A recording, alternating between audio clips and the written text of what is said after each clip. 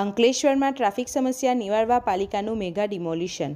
શાક માર્કેટ અને સંજયનગર માર્ગ પરથી જેસીબી વડે દબાણો હટાવાયા. અંકલેશ્વર 3 રસ્તા પાસે પાલિકાની કડક કાર્યવાહી.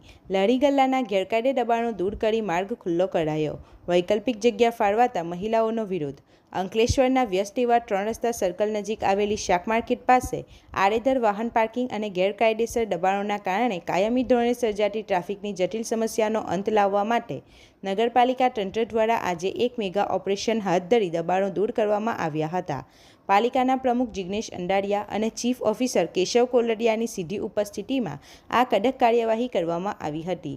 નગરપાલિકા દ્વારા શાક માર્કેટની બાજુમાં જ આવેલા આ અને સંજયનગર તરફ જતા મુખ્ય માર્ગ પર ગેરકાયદેસર રીતે અડીંગો જમાવીને બેસતા લારીવાળાઓને હટાવી જેસીબી મશીન ફેરવીને રસ્તો તદ્દન ખુલ્લો અને ડાયવર્ઝન મુક્ત કરવામાં આવ્યો હતો.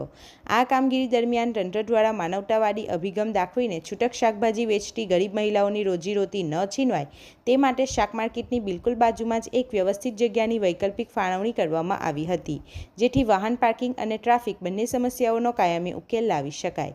જોકે પાલિકાની આ વૈકલ્પિક વ્યવસ્થા સામે શાકભાજી વિક્રેતા મહિલાઓએ ઉગ્ર અસંતોષ વ્યક્ત કરી વિરોધ નોંધાવ્યો હતો અને તેઓને જૂની માર્કેટમાં જ બેસવા દેવામાં આવે તેવી ઉગ્ર માંગ સાથે મહિલાઓ નગરપાલિકા કચેરી ખાતે દોડી ગઈ હતી અને ભારે હલ્લો બોલાવ્યો હતો.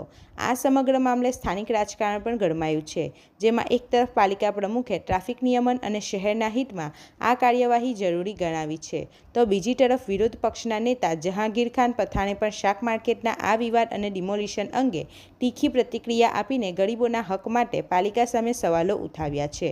હાલમાં આ દબાણ હટાવવાની ઝુંબેશ અને ત્યારબાદ સર્જાયેલો વિરોધ સમગ્ર અંકલેશ્વરમાં ભારે ચર્ચાનો વિષય બન્યો છે. રિપોર્ટર હુમેદ સૈયદ સાથે ગુજરાત અદ્ભુત ન્યૂઝ ગુજરાતી.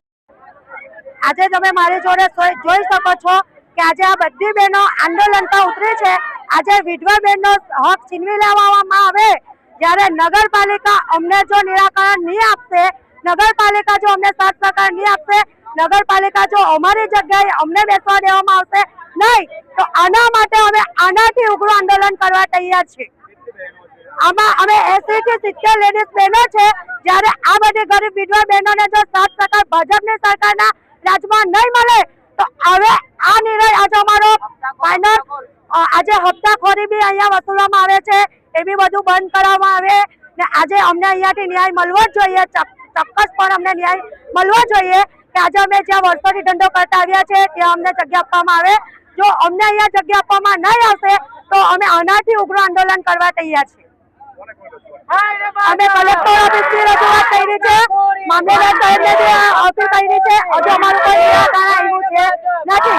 અમારી માંગ એટલી જ છે કે અમે જ્યાં વર્ષોથી ધંધો કરવા આવ્યા છે, જ્યાં બેસીએ છીએ ત્યાં અમને બેસીને ધંધો કરવા દે.